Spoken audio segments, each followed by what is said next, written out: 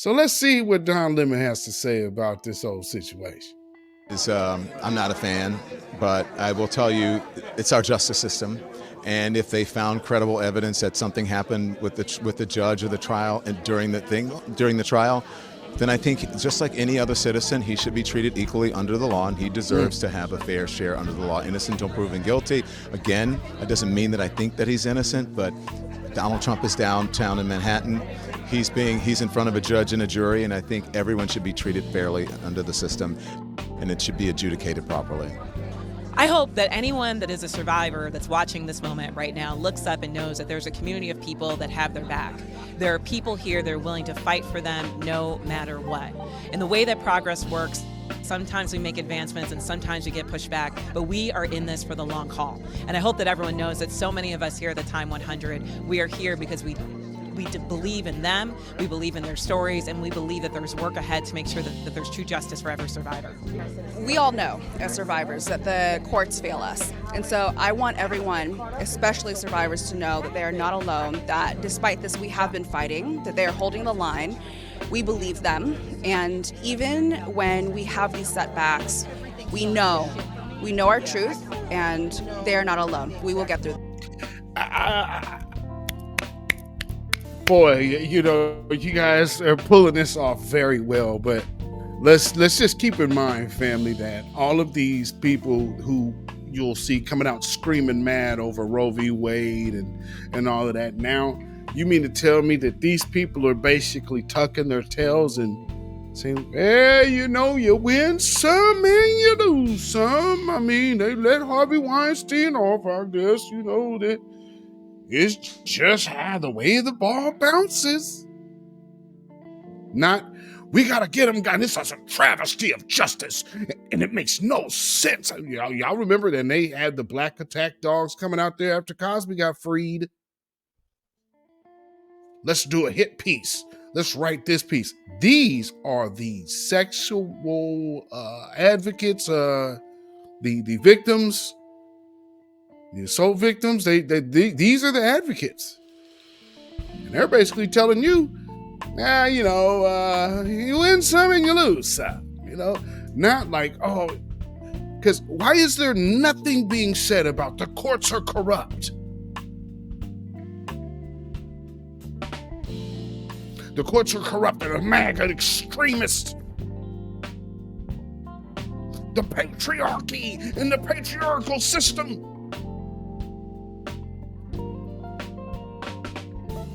None of these people, none of them, and you're seeing these advocates, oh, they're not upset at all. I mean, you know, see, some people could probably say this looks like tone setting. So when the case in LA goes before the Court of Appeals and he gets freed, if that happens,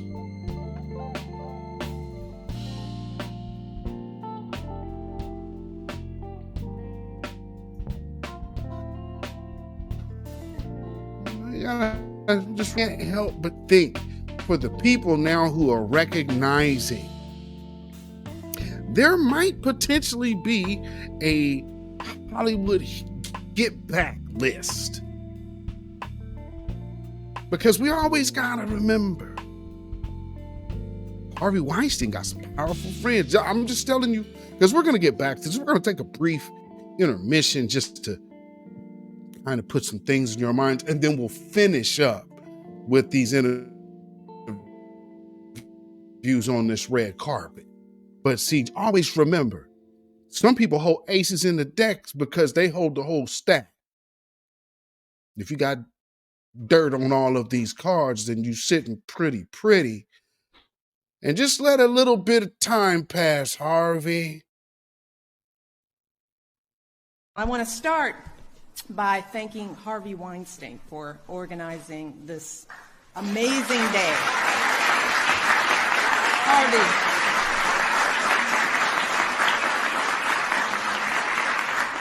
This is possible because of Harvey. He is a wonderful human being, a good friend, and just a powerhouse. And the fact that he and his team took the time to make this happen for all of you should say something, not about me or about this place, but about you.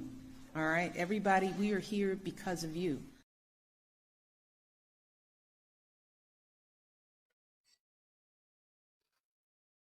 Powerful friends. Well, always the message I have for survivors is that they're not alone. That, again, this is a movement because we stand together and we move together. I think that people, when they see things like hashtags go viral, it makes them misunderstand what movements are. Movements are made of people. And the one thing that the survivor justice movement has is a lot of people. And I think that what we've seen historically is that movements always have disappointments. And so while I was disappointed in what I saw today, I don't see it as a setback. I see you have to always have strategy. What I see is a setback for the judges. I see that the judges clearly didn't get it. We put a lot of information out there, we've done a lot of work, and they clearly didn't get it. So that means we have more work to do. Oh, that's it. You guys didn't work hard enough. I'm sorry, you're not in the court of law. I don't know how hard you would work. See, that implies that you could get public opinion to punish somebody by the court of law. Now, who in this country would have the closest tie to a history of doing that?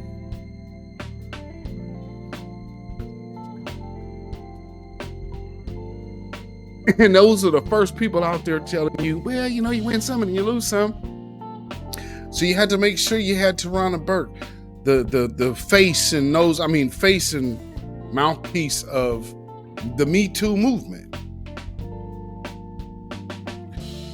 She has to come out here and say, hey, y'all, man, it was good while it lasted.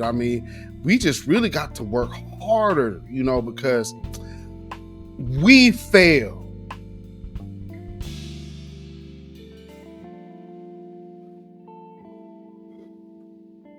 We felt we put enough evidence out there and the courts just didn't see it. Why, Craig?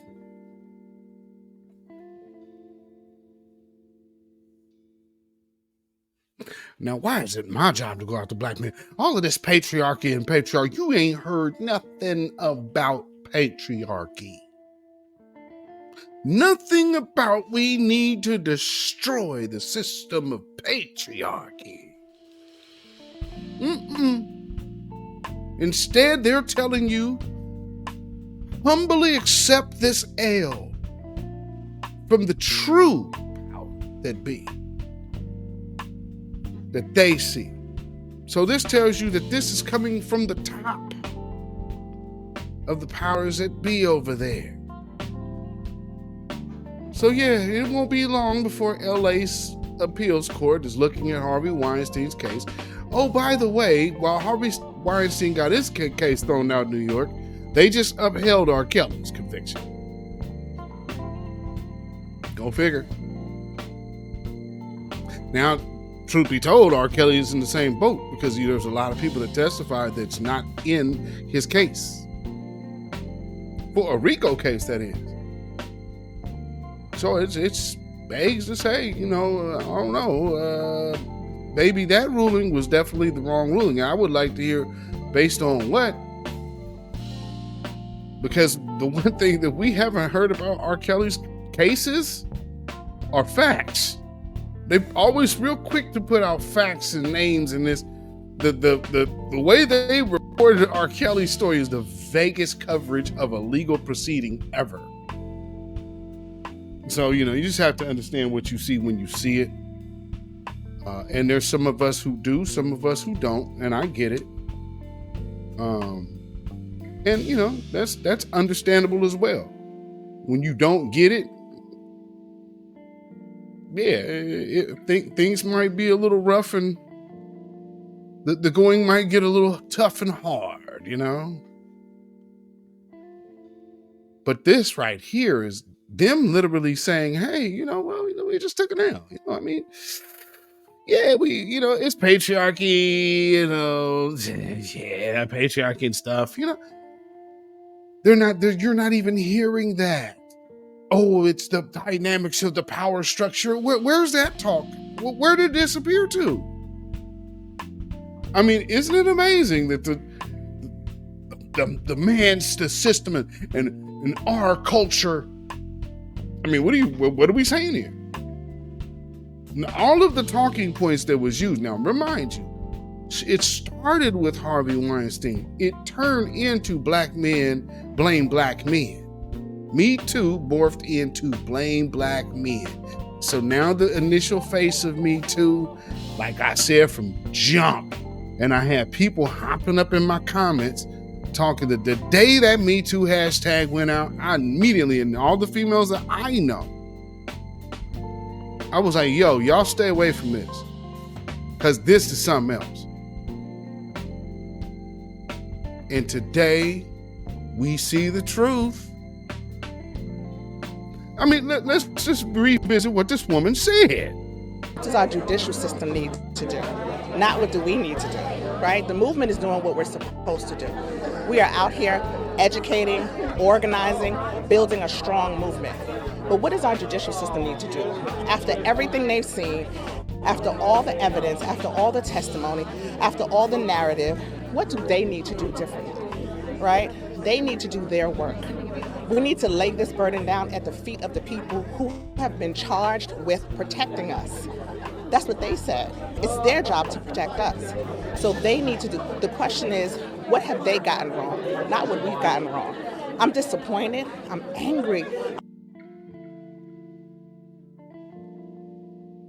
What they got wrong? What did they get wrong?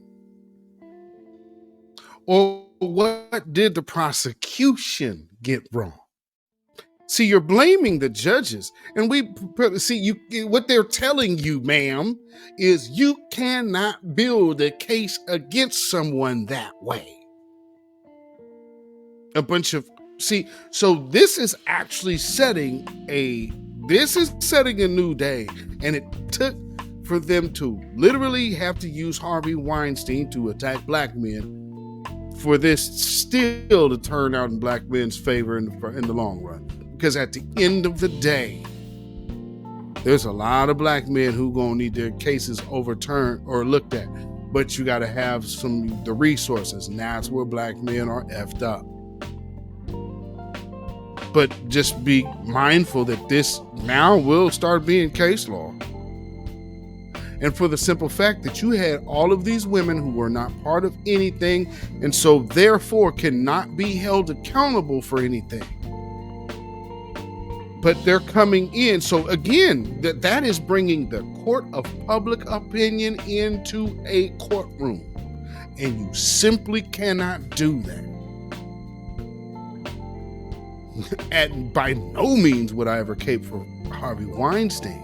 But the point about this is the law.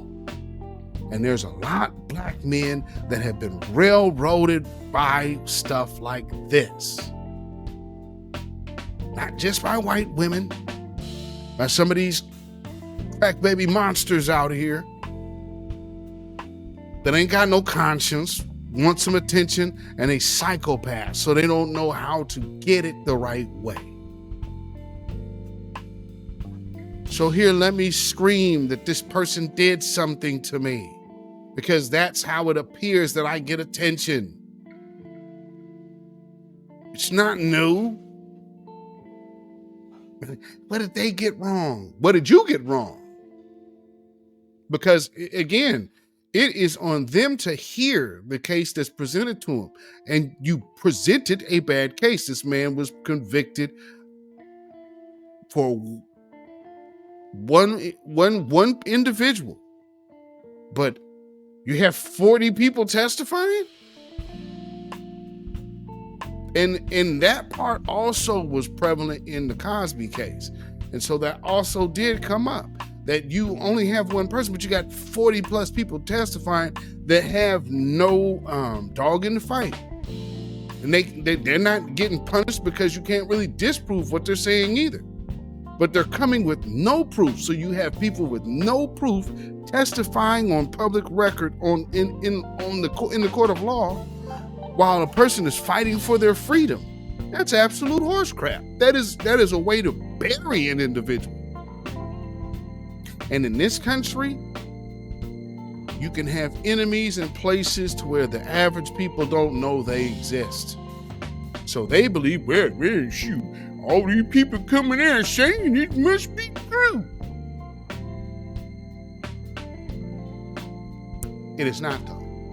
And it doesn't have to be true just because white folks keep shoving it down your throat. Let's hear a little more. I'm sad because no matter what work we do, they still keep getting it wrong. So we can't do this by ourselves. They have to join us in this fight. If they believe what they say. You all said this. If you believe what you say, then do the work. Show up and show and prove. These are the moments when you can do it. And when the moments come to do it, they fail us. No, their job is to uphold the law. It was the prosecutor's job to find, wait, who's the prosecutor? Oh, Gloria Allred. Damn, what did y'all get wrong? What did y'all get wrong? Or was it Gloria Allred's daughter? One of the two. I mean, this is the people that they have on these things, and just the go get 'em witch hunt, and then people be getting convicted. And this is a wicked game. And again, I'm not caping for Harvey Weinstein, but no stretch of the imagination. He's a total crack bag. But the law is the law, and I cape for the reality and truth of the law, because the law is often and has long been often used against black folks. And that is something always to pay attention to. So I'm sure people might say, well, man, F that. Man, listen here. It ain't about no damn Harvey Weinstein. It's about the law they use. And that law that could be used against your black ass just walking past a white woman in the store and she say you did something. They come over here. They might come with guns drawn, depending on where you at. Blow your brains out and not get prosecuted at all. Or they snatch you up and say, well, she said you did something. Now you got to go sort for your life in behind them walls, because you one of us and she Becky. And that's the way that law works. If some of y'all out there, bro, they can't do that. What? Why you think people be talking against these folks so tough? These folks could not stand the fact that they couldn't over-police black folks indiscriminate in Portland, and they started retiring. That's what race soldiers do. Because wearing that badge and putting on that uniform means you are signing up to be a bona fide race soldier. Your first order and duty is to make sure you keep a foothold on them Negroes.